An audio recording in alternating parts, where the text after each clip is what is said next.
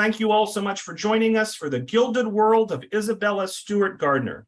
The life of Boston's arts patroness typifies the lives of many of the wealthy and cultured Americans who lived during the Gilded Age of American history. We will explore the details of Isabella Stewart Gardner's life, friends, travels, and collections. She broke all kinds of rules while setting up her museum, but perhaps we can understand this when we read her personal motto, "It is my pleasure." She arranged things the way she wanted, with relationships between objects that may at first escape us. What is left for us is to marvel at the space she created and filled with beautiful things. And so this presentation is led by art historian Mary Woodward, who serves as a guide at several historic New England properties. She previously served as public programs coordinator and educator at the Concord Museum. She has a BA in art history from Furman University and an MA in art history from Emory University. She has more than 40 years of experience in museums of all shapes and sizes, from the comprehensive collection at the Cleveland Museum of Art to the one-room log cabin birthplace of President James K. Polk. So all nearly 200 of us, let's give a big virtual round of applause to Mary for joining us here this morning. And Mary, you can take it away. Thanks so much. Right.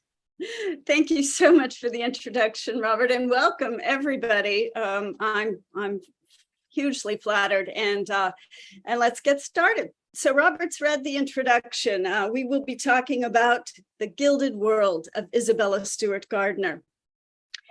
Imagine Washington, D.C., a city filled with corrupt politicians, powerful millionaires, and captains of industry getting richer and richer while the poor get poorer.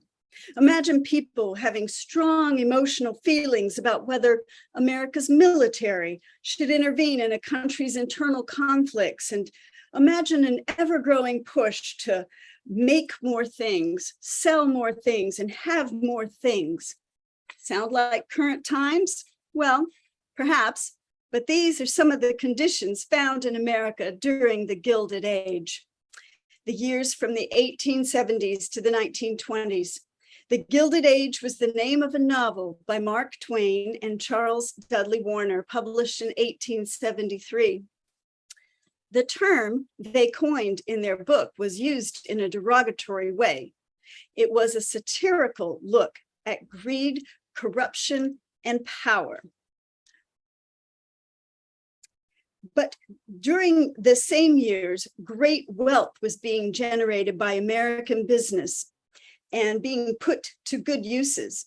The period has also been called the American Renaissance. Industries grew: iron, steel, railroads, shipping, manufacturing of all kinds, shipbuilding. John D. Rockefeller, who you see at the top of this page, amassed the largest fortune created anywhere by an American at any time so far. So I give you this in relation, this is sort of calculated for today's values, more or less, what Rockefeller and Vanderbilt were worth.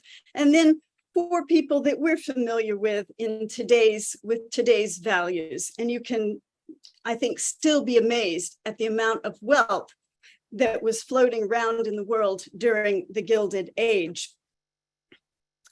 And the rich were eager to acquire culture by collecting art.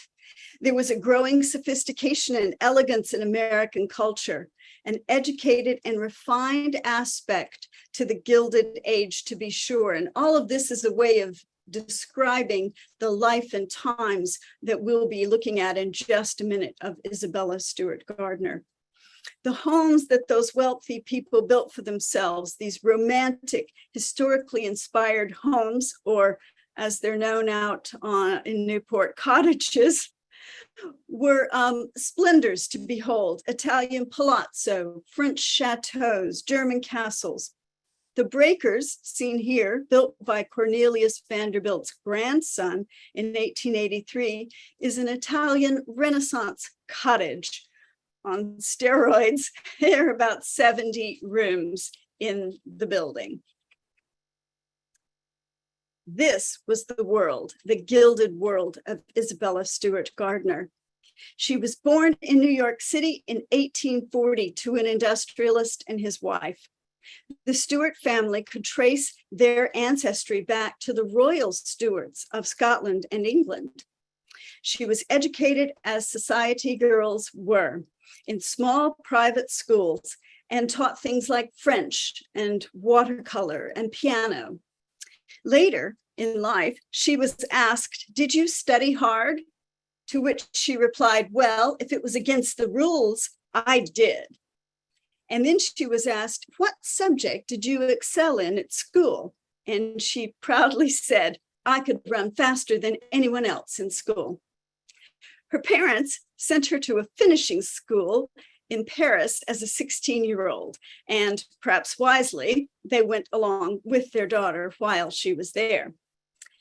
As a teenager traveling with her family in Europe, she was inspired by a private museum that she visited in Milan, where, as she wrote later in a journal, a splendid collection was housed in a fine house.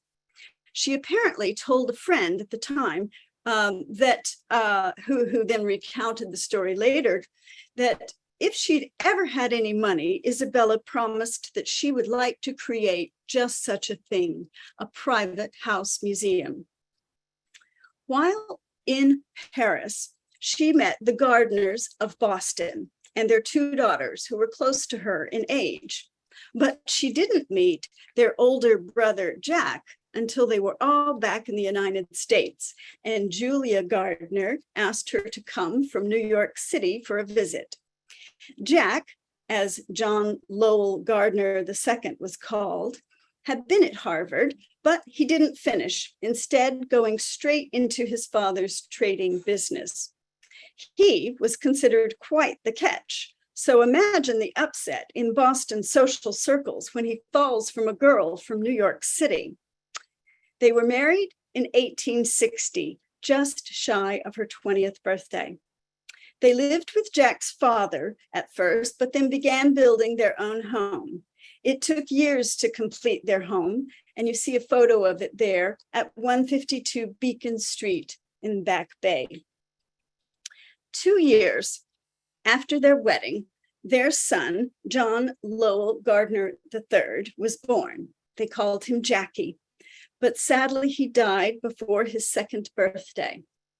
Then Isabella had a miscarriage following that, which just wasn't spoken of at the time. So in order to recover from their sadness over Jackie's death and concern that Isabella might never mentally recover from these serious mental blows, it was decided in a family meeting that Jack should take her abroad. Here are some photos of their time in Japan. She kept a diary, a kind of scrapbook of her travels. She wrote, she observed, she drew, she pasted in photographs and sketched and tucked in flowers and leaves, really all the things that we might do to create a personal travel memory. And even though some of the locations that they visited were pretty far flung, it wasn't roughing it by any means. While they were in Egypt and in the Holy Land, they traveled in their own caravan of 8 horses, 5 mules, 2 donkeys with retainers and tents. Now, we have a name for that these days. That might be glamping. But here is an excerpt from one of Isabella's diaries. She writes, "Cairo. This people had stepped out of the Arabian Nights, which were no longer tales that we had read, but were bits of real life happening with us looking on, and we had truly come abroad and forgot ourselves." That same day, this is what her husband Jack recorded in his journal. Friday, December 11, 1874. Left Alexandria about 8:30 a.m., arrived Cairo at 12:30 p.m. Went to Shepherd's Hotel. Very good, except full of fleas. what was Isabella Stewart and John Stewart Gardner's life like at home? Here is a photo of them entertaining in their Beacon Street home. And I'm going to put a circle on it in the next one. There's Isabella right there. Those two white dots in her hair are not a flaw in the photo. They're diamonds. And when diamonds are this big, you can bet they have names. One was called the Raja, weighing in at 26 carats. And the other was called Light of India, weighing in at 16 carats. This is not the last we're going to hear of those diamonds. She and John liked to entertain. And certainly there were plenty of tales about her in Boston's social columns, stories that would grow completely out of control. But they actually started with some pretty fantastic truths in the beginning. So apparently, she did visit the zoo, and she did manage to bring 2 lion cubs home to play with. But the tale grew fantastic to become that she was quoted or seen walking a full-grown lion on a leash while wearing her jewels on the streets of Boston and the like. She's still quoted, though, as saying, "Don't spoil a good story by telling the truth." In 1912, she caused quite a stir at Symphony Hall when she appeared in her seat wearing a white headband with the words, "Oh, you Red Sox," written on it in red. You could say she was trying, in her own way, to fit into Boston society. She knew she wasn't well liked, and that by everyone, and that perhaps that may have caused her some despair, but she didn't seem to dwell on it. Instead, she just got on with life. For example, when she was told that she couldn't get irises to grow at the Gardner home out in Brookline, she just took that as a challenge. She had heated flower beds installed and had lovely irises blooming there, and then filled her garden with artists to paint them. It was said, here's a great story, that Mrs. Jack, as she was known, invited a prize fighter to come to this very home that you see on the screen there, 152 Beacon Street, to strip down into his fighting trunks and stand behind a screen so that he could delight the ladies at one of her afternoon teas, flexing with his shadow against the screen. According to the story, the ladies wanted to dispense with the screen, and the firefighter thereupon came out and flexed his muscles in person for them. One young Roman at the time wrote in her own journal this. She says, "Of course, Father will never let us go to Mrs. Gardner's parties. Father could never feel sure whether the party at Mrs. Jack's music room was for Mozart or mussels." But it wasn't all fun and games at the Gardner house. Isabella took the radical step of enrolling in a lecture course being taught by a Harvard professor in 1878. At this time, this was the same time rather, when educating women was considered controversial by plenty of people. Harvard didn't officially start courses for women until it started Radcliffe College the following year. Some suggest her interests in more education was due to the fact that they now had children in their lives. From 1875 on, they raised their 3 nephews after those nephews became orphaned. The boys were 10, 12, and 14 when they came to live with the Gardners. There was another side of Isabella Stewart Gardner that we may not often see or know about, and that was that she was a deeply religious person. Husband Jack called her Busy Ella with all of her activities and charities. And another important person came into their lives in 1888, and you see him on the right. That's Bernard Berenson, who was still an undergraduate at Harvard when he attracted the attention of the Gardners. He wanted to travel Europe studying literature, and he needed funding, he needed money. And they were among a group of people who funded a fellowship for Berenson. He went to Europe in 1887 and switched from literature to art, becoming a renowned scholar of Italian Renaissance art in particular, and more importantly, perhaps, becoming a connoisseur, an advisor, and a buying agent for Mrs. Jack and others for many, many years. The Gardner Museum tweeted out this quote a few years ago in discussing her goals for the museum with Bernard Berenson. Isabella Stewart wrote, "Let's aim high. Let's aim awfully high. If you don't aim, you can't get there." The artist most closely associated with her through his portraits of her is the American John Singer Sargent. They met through friends. He was a prominent society painter. In 1882, we know this painting, he painted the four daughters of Edward Darley Boyd, and we still marvel at them at the MFA. Then he caused a scandal in Paris with his portrait of Madame X. Her husband, Monsieur X, Monsieur Gautreau, wouldn't accept this portrait of his wife. And it was in Sargent's studio in England when he met Isabella. And you see that photo there on the right. Now, 5 years later, after this, Sargent was in Boston to paint more portraits, this time a portrait of Mrs. Edward Boyd.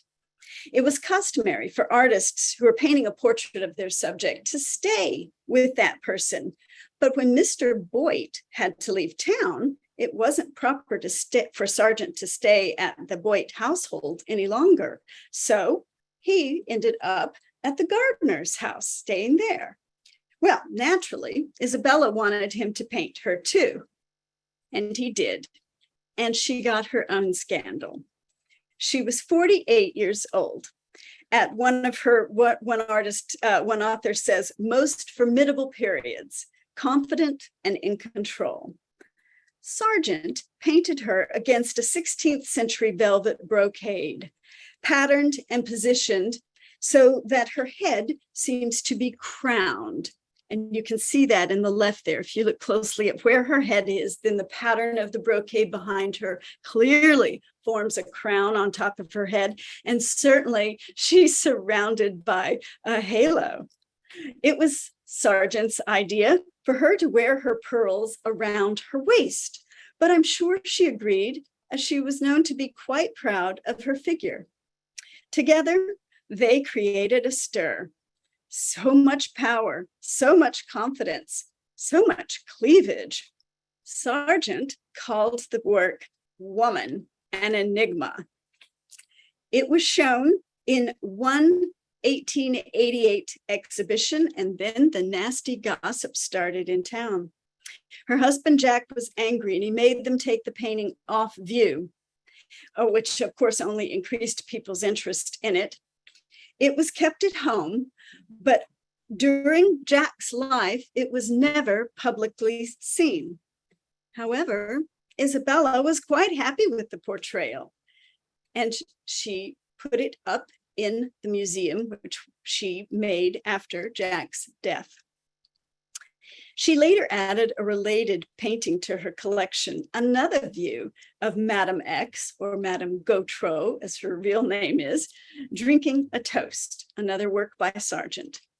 I smile at this because it seems to me I'd like to interpret it as a celebratory toast from one independent-minded woman to another. There's another stunning portrait of Isabella painted a few years later while the Gardners were staying in Venice. The Swedish artist Anders Zorn captured this fresh, captivating image of her on the balcony of the Palazzo Barbaro on the Grand Canal. She's 55 years old.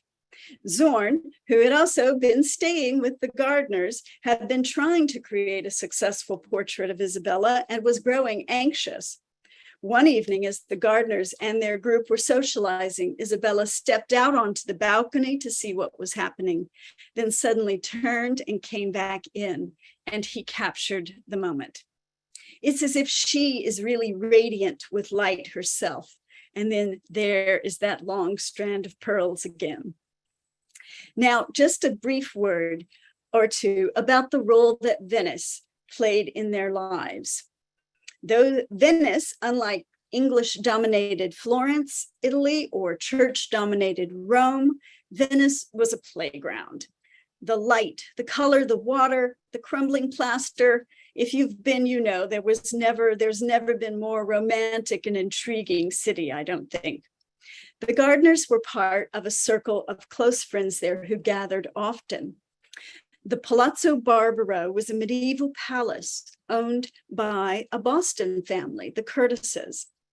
It was such a hospitable locale that even Ruskin, the art critic, and Whistler, his favorite target, could coexist in the same group while in Venice.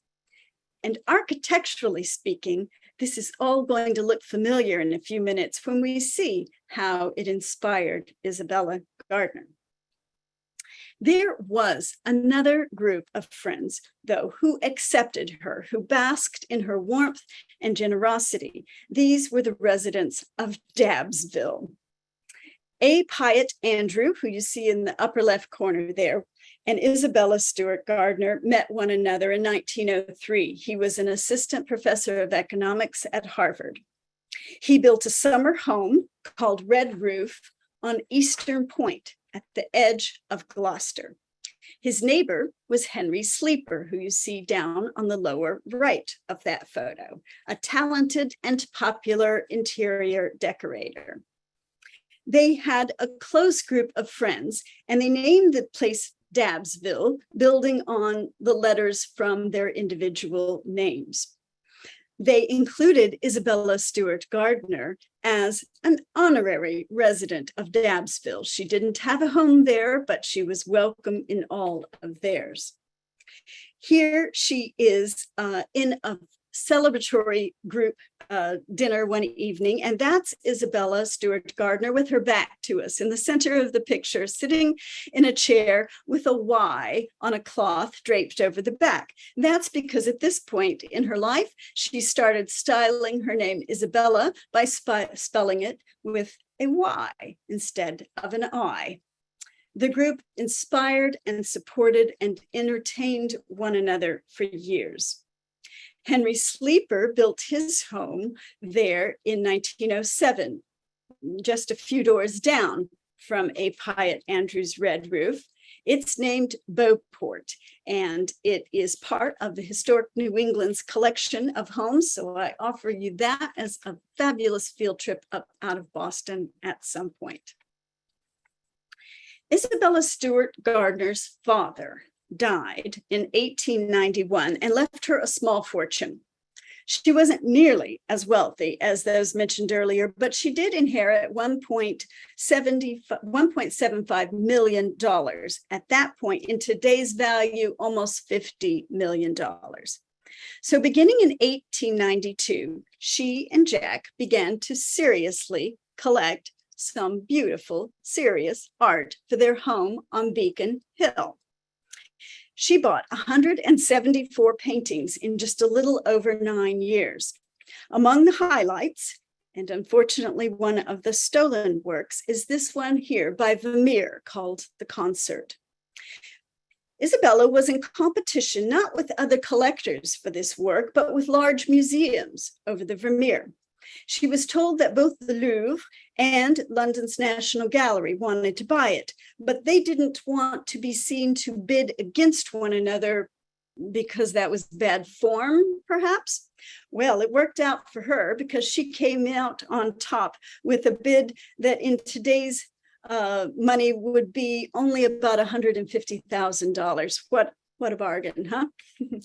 The work on the wall in the painting by Vermeer, the work hanging on the right in the painting is another actual painting that was owned by Vermeer. It's called The Procurist by Dirk van Barbaren.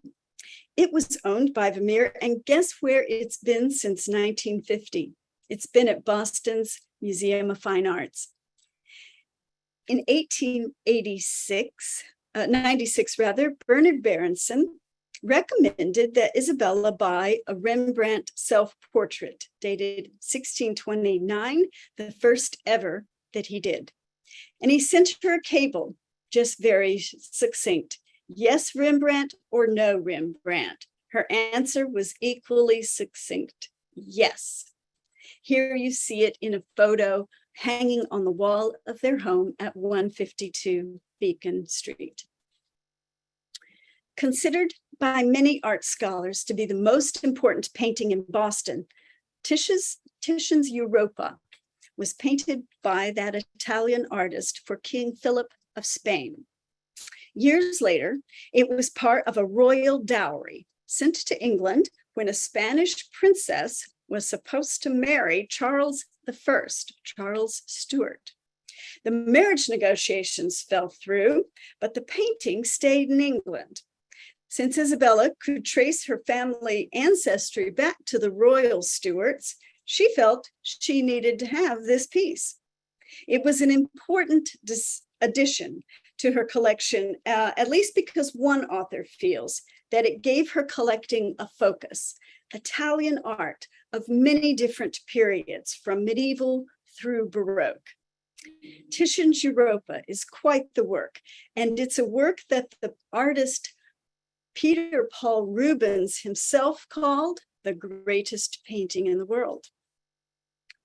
Another important painting was bought, and this one was the Zurbaran on the right, Madonna, Virgin of Mary, the Virgin of Mercy, a Madonna and Child by the Spanish artist Zurbaran. Isabella hung it in a private room in their first home, but then she created a Spanish chapel for it at her museum, and it was placed there along with a sign that read "In Memoriam," because it was said that she felt that the infant Jesus bore a strong resemblance to her son, Jackie. And Christ Carrying the Cross is from the workshop of Giovanni Bellini, perhaps also one of her favorite works. It's an intimate, small devotional work, and the way that she arranged it only amplifies that quality. She set it on a table where the viewer, herself, could sit in a chair and meditate on it. On the table, she also put a silver cup, you see it there, and filled it with violets. The flowers reminded her of her husband, Jack. He always bought her violets. The museum continues this sweet tradition today. If they can't get violets, they get another flower of the same color.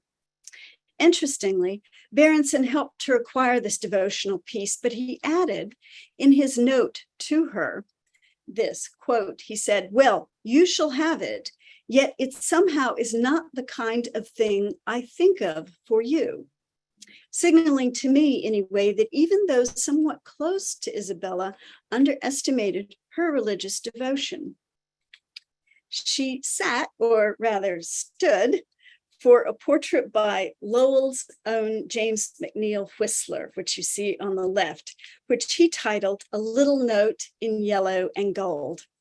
And later, years later, she purchased a similar sized piece, not of herself, but of a model nearly nude, entitled "The Violet Note." These two were exhibited together, these little pastel drawings, and tongues wagged as people assumed they were both her. She let them think so. She was especially in tune with artists and their feelings. Whistler wrote in a book to her this inscription: "To Mrs. Gardner, whose appreciation for the work of art is only equaled by her understanding of the artist." Now, in the course of buying all of this art, Isabella and Jack began to run out of room at 152 Beacon Street, and they talked about what to do. He was in favor of building in a new section of town near the drained swamps and the newly designed parks to the west of Beacon Hill and the Common. She wanted to try to expand the house on Beacon Hill. Suddenly, though, in December of 1898, Jack Gardner died at the age of 61.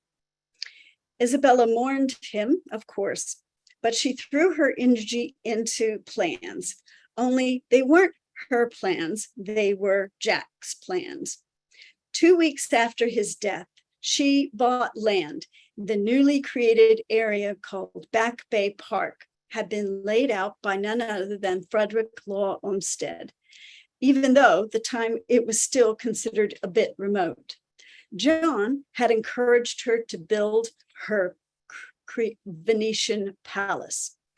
So you see this map here, and if you recognize the lakes and ponds and forested area of what we now call the Back Bay, but the Fens area, she called her house that she began to build Fenway Court. She retained William Sears to begin drawing up plans for the new home and museum. Over the course of building Fenway Court, they went back and forth with changes, arguments, threatened workers' strikes, lack of permits, and the ever-looming fear of inspectors coming. She understood the adage that if you want something done right, you have to do it yourself. Apparently, she wouldn't let the workers set the columns in place without her being there. Staircases were built and then rebuilt to her exact specifications. And there on the right, you see a photo of her up on a ladder in the courtyard with paintbrushes, showing the Italian painters how to create the paint effect and the pink color she was after. So she brought in European workers to create her own Venetian palace. When it was finished, 150 invitations went out for the evening of January 1st, 1903, with the request to be punctual. It was an evening like no other Boston had seen. The receiving line stretched out the door and around the block. It's January now, remember that. And that's because guests were made to walk up a staircase to be greeted by, and of course, pay homage to the lady of the house, Isabella Stewart Gardner, where she was wearing on her head that evening those two diamonds again, the Raja and the Light of India. But as one visitor noted, they were now on wires and so looked like antenna, if you will, sprouting from her headband.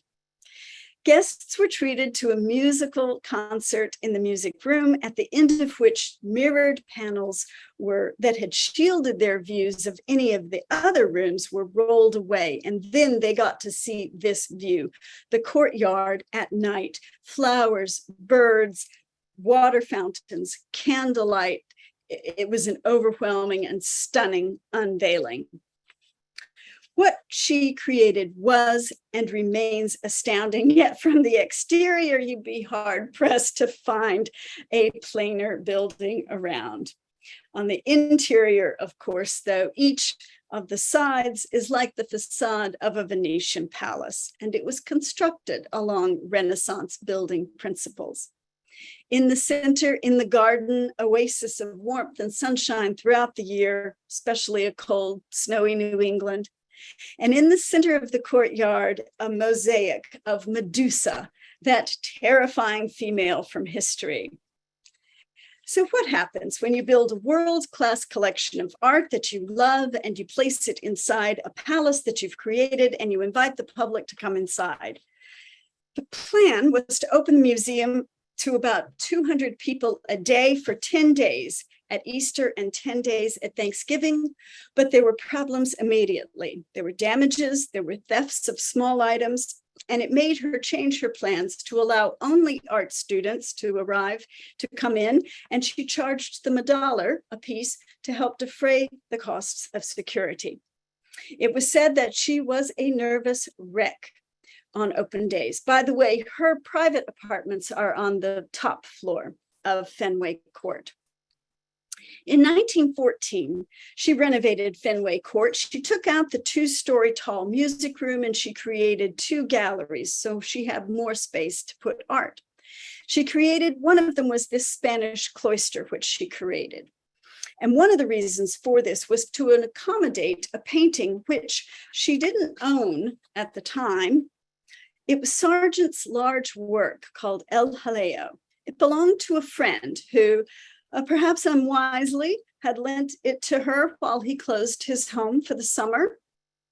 The next time he saw his painting, she had created the Spanish cloister with its carved arch frame of antique stones and floodlights along the bottom to mimic the painted floodlight in the picture. Apparently, he could do nothing but present her with the painting as a gift on the spot that he saw it.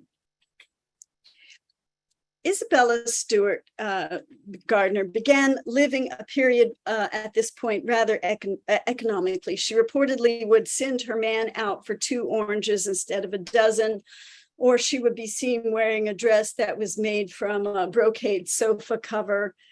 What she was doing, what she had in mind, was to try to squirrel away and keep enough money and leave it behind for the running of her museum. And there really was no idea what kind of money that would take. There was a trust created to run Fenway Court, and Henry Sleeper, owner of Beauport from Dabbsville, was named trustee. Isabella so admired what he built at Beauport, and he loved what she had done at Fenway Court, so it just made perfect sense. She left a provision that if anything moved or if other works were brought in, the whole thing could go to Harvard and they could do with it what they please, sell it if they wanted. She also made another provision that every year on her birthday, a memorial service would be held in the chapel. She broke all kinds of rules setting up her museum, but as we said in the introduction, perhaps we can understand this better when we learn that her personal motto was, "It is my pleasure." It's my pleasure. She arranged things the way she wanted, with relationships between objects that may escape us at first. As you know, there are not any wall labels that you would find in a traditional museum. They're not explanations necessarily for visitors, so it's a completely interactive experience. We're presented with assemblages, and we can put them together and make them relate to one another by style or color or theme or shape. There are endless possibilities. It's actually quite exciting once you think of it that way. In this room, below Titian's Europa, there is, and I've put a blue oval around it, there's a 17th century statuette set on its side in order to mimic the pose of Europa above. Now, maybe you were like me. The first time I saw this, I almost reached out and tried to set it upright. No, I grabbed hold of myself and not the statue, which is good. But I thought the thing had been tipped over when it was, but it was tipped over on purpose. Behind the statue, she put a piece of pale green and silver silk from one of her dresses, a creation by Worth of Paris, which had shocked Boston when she wore it. So it's here, and perhaps it's continuing to sort of shock Boston. On Christmas Eve in 1919, she suffered an embolism that left her partly paralyzed, but she didn't let the public know how disabled she'd become. 2 years later or so, Sargent came in to paint her portrait for the last time. In this watercolor, we see her confident and poised. It's painted 34 years after her triumphant black dress, pearls around the waist portrait. She's still an enigma. We see calm, controlled, and powerful old woman, quietly sitting, wrapped in layers of white and propped up on her sofa. She is bravely facing life and the end of life straight on. She died just 2 years later in 1924 at the age of 84. She was a tastemaker and a trendsetter. Art, religion, social freedoms, these were interests that motivated her. She created a new type of building, a private collection museum without any or much evidence of a domestic life involved, like the Frick in New York City, the Walters in Baltimore, or the Getty Villa in Malibu. In the words of a former curator of the museum, Isabella Stewart Gardner deliberately created a sense of mystery about herself. No single interpretation can encompass the personal poetry of her marvelous installations. Now, the thing that most people will address the elephant in the room, the thing that many of us know about and have been drawn to in recent years is the theft. One quick note before we get to that, though. Some of you have been with me over the past years, and we've talked, or you already know about the Monuments Men. If you do, the last time we saw George Stout was in this photo in 1945 at the salt mines as the Michelangelo was being transported out of the mines, safely recovered from where the Nazis had hidden it. He became the director at the Gardner Museum there from 1955 to 1970. And then you know that on the morning of March 18th, $500 million worth of art was stolen from the now called Isabella Stewart Gardner Museum, not Fenway Court. It remains the single largest property theft in the world. So with that, I will end. I will open it up to, we'll go back to meditate on that. We'll go back to Robert now if we want and see if we have any questions or comments. Thank you. Great. Thank you so much, Mary. Wonderful job. Folks, at this point, please get your questions into the Q&A, and we will address as many as we can before 12 o'clock. Eva Jane asks, do any photos exist of Isabella's private quarters? Not that I've seen. Good question. I have not seen any. No. Karen asks, is the Y on the front of the House Museum an homage to her first name? You know, how can it, I mean, I don't know for sure, but golly, once I saw that and I knew that she used a Y for her name sometimes, it does really stand to reason, doesn't it? I would like to think so. Pat asks, is Berenson the same person who was involved in the J.P. Morgan's librarian? Most likely, yes. I haven't read that book yet, but yeah, Bernard Berenson grew to be a very influential scholar and, as I say, buying agent for the wealthy at this time. Now, I asked these two questions before the Zoom started. Kathy wants to know, do you have your own theory about the theft? And Jody asks, are there any leads on the heist? I thought I heard that it was about to be solved. Oh gosh, I hope so. No, Robert and I were discussing it a little bit. I've read some of those books, and you'll get, when he sends out the references tomorrow, you'll see some of those listed in the material that you can read if you haven't read already, seen the TV shows and all. No. I guess, as I was saying I'm not a native Bostonian. You can tell, can't you, from my accent? But so I guess I've never really completely appreciated the power and infiltration that the mafia has had in Boston in the past. Just didn't grow up hearing about it. So it's possible, of course. I'm stunned that with a $10 million reward, that more clues haven't been found and that nothing has come to light. 13 pieces, that's pretty surprising for not a single thing to have come up. So I like that notion that maybe it's about to be solved. I'm going to go with that. That'd be lovely. And you know, if you've been to the Isabella Stewart Gardner Museum, and we switch now to that scene in the lower right, I really quite love the way. And of course, this is in keeping with her rules that nothing change. Of course, she didn't want anything taken either, but I love that they've left the empty frames there. It's a stunning, I think, poignant reminder of the theft, of what's been lost. Yep. Oh, here I'll go for my, here we go. I told Robert I would include these. Here are some of the other things that were stolen. This is the section where you make a note that if you see any of these things coming up on eBay or a yard sale, please buy it, even if it may not be. So here's Rembrandt, here's the Manet, there's the Vermeer. Yes, please. There's a bronze vessel, ancient bronze vessel there. So those are some of the 13 missing. Beverly asks, what happened to the Nephews? That's a good question. I don't recall off the top of my head. I'm sure that they did just fine in that they were part of the Gardner family. So I couldn't answer that right off the top of my head. I'm sorry. An anonymous attendee asks, how did they fund the museum after her death? She set up money.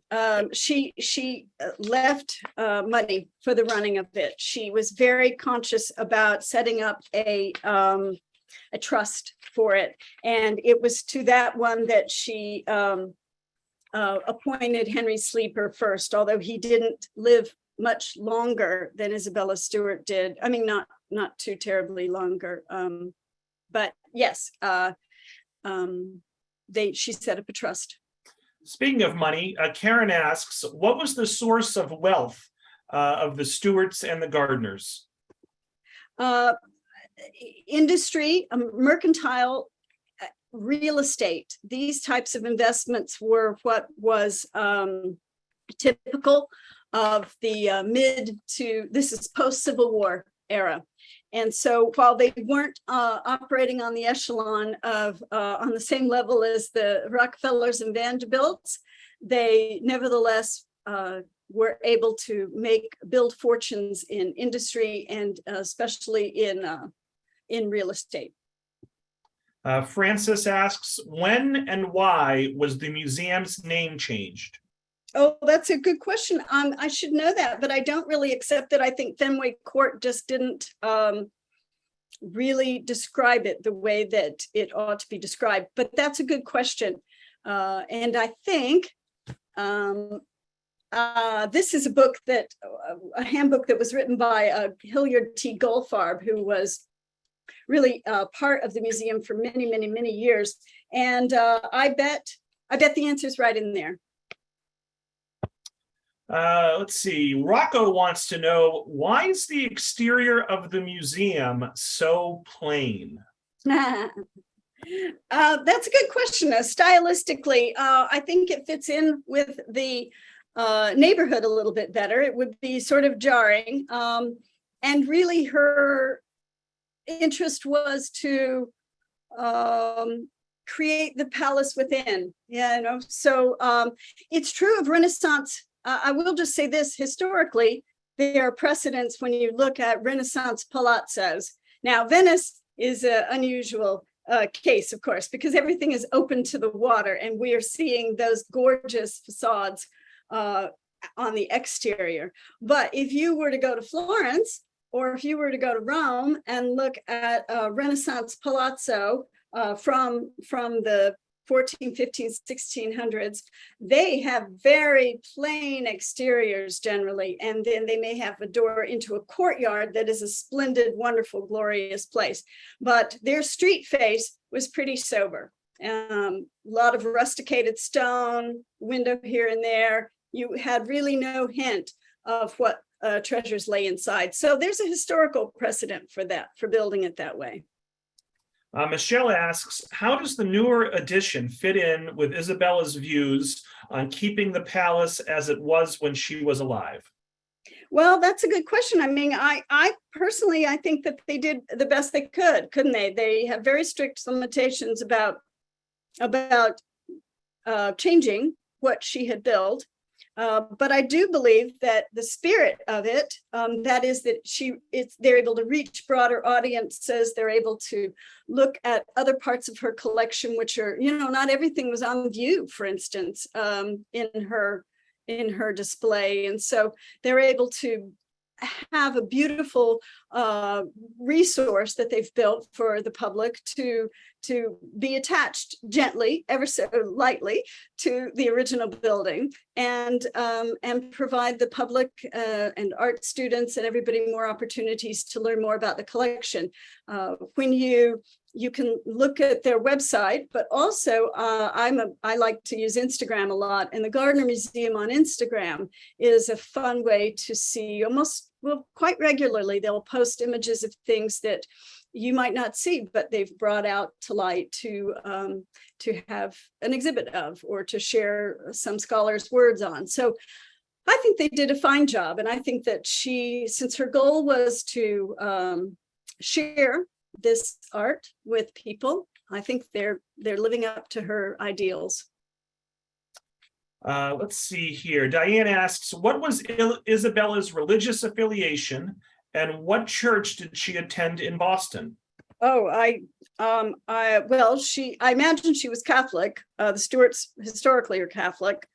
I don't know what church she went to. Yeah. She did build a private chapel for herself in her museum. Francis asks, when were visitors other than art students allowed back into the museum, and was Isabella Stewart Gardner still alive at that time? These are really detailed and good questions. I don't know exactly when they turned it around. It may have been after her death. I don't know. Here's another detailed question. The family of T.S. Eliot also spent summers at Eastern Point. Did Isabella Stewart Gardner ever meet him or any of his family members? I don't know. Do we know what years that was? Because that would tell us. And we'll have to come back to that. Anne asks, are her pearls on display in the museum? Not that I've seen. Aren't they something? They look like there are a couple of rubies thrown in along as well. So yeah. Dory says, I heard that the Gardner Museum sold many Asian collections during the economic downtime. Are there plans to get those back? I wouldn't know. I don't know. That sounds like a good question for them on their website. They may address it on their website. They certainly addressed the theft on their website. Natalie asks, did Isabella leave some kind of list of her favorite places or museums that she visited during her trips around the world? Well, she left those, she did leave those beautiful travel books. Those have been published or reproduced rather, and studied. And so if you go to a library, if you Google, travel albums of Isabella Stewart Gardner or something like that, you will see a more modern reproduction of them. So she did it that way. She actually was an exceedingly private individual, though, and she grew more private as she aged. And so there are reports of her spending time destroying a lot of her letters and correspondence in the last few years of her life. And so that has left a lot of questions for people, and we may not ever know the answers to them. So folks, we're going to start to wind down. Let Mary know in the chat if you enjoyed today's presentation. A few more questions for you, Mary. Michelle asks, are her two big diamonds on display at the museum? And Teresa also asked a similar question. What happened to her diamonds she wore in her hair? I don't know. I don't believe the jewelry is on display. And because and so I do not know. And as far as I know, there's no photo of her wearing them like antenna, but they were noteworthy. And before everyone started putting their thank yous in the comments section, a couple of folks had noted that one of the nephews has a historical house in North Andover that you can wonderful. Well, I'm sure they did. I'm sure they did quite well. They had an unfortunate start in life by losing their parents, but Aunt and Uncle Gardner did well by them, I know, and so that's good to know. That's good to know. An anonymous attendee asks, "Where is Isabella buried?" Oh, that's a good question. Again, I don't know. I will try to find out where. And Renee had a nice antidote. She said, anyone with the name Isabella has a free lifetime admission to the Isabella Stewart Gardner Museum. That's absolutely right. Isn't that lovely? Yeah. That's fun. I know it is fun, isn't it? Eva says that she's buried at Mount Auburn. Oh, fun. Thank you. Let's see. I think there was also somebody looked up her religion. Let's see, Episcopalian, and she was involved in the Copley Square Church. Oh, okay, thanks. I'm sorry, yes. Well, so the Stuarts were famously Catholic, if we go back to English history, but all right, yeah. So she is Episcopalian. That's good to know. Thank you. Right. And I don't distrust anything in the chat, but folks don't often cite their sources. So I'm always a little reluctant to throw out answers without Sure. but anyway, I'm sure that's correct. So Julia says, thank you. A really fascinating talk. So glad to have been able to join you from Oxford over in the United Kingdom. Uh-oh, hello. There we go. So we were international today. Donnie says, thank you. Very interesting and informative. Marilyn says, wonderful. Myra said she loved it. Karen said this was great. Martha said, super, thank you. Let's see, I'm not going to read all these, but obviously I'll save the chat for you, Mary, and you can see all the nice positive comments. That's great. Left. Thank you. So it is 12 o'clock, Mary. Do you have any last words for the group before we wrap up? No, just please go visit if you haven't already. And I've never seen this in person, but I've put this in that they do. Another thing she set in stone was that they do this. They grow these long nasturtiums in the greenhouses and they hang them out the windows once 1 week or two a year. And so look on the website for that as well. It might be very splendid to see. Thank you all for joining me today. I really appreciate it. All right, and the chat has since cited their sources. Look at that. So Brilliant. I want to thank you all for joining us. I want to thank the 13 other libraries that partnered with Tewksbury to make today's event possible. Always want to thank the Friends of the Tewksbury Library. Look for an email from me tomorrow with a link to a feedback survey, link to this recording, information about some other upcoming virtual art programs. I'm not exaggerating, folks. I think we have 10 lined up in September, October, and November. And I think Mary's doing at least 3 of those. And then Mary also has a handout that I'll provide tomorrow. So anyway, bottom line, look in your email tomorrow morning, important email coming your way. So thank you all so much. And I hope everyone enjoys the rest of their day. Bye-bye. Thanks a lot, Robert. Bye-bye, Thank you, Mary. everybody. Thank you. Have a good one. Thanks, you too. Bye.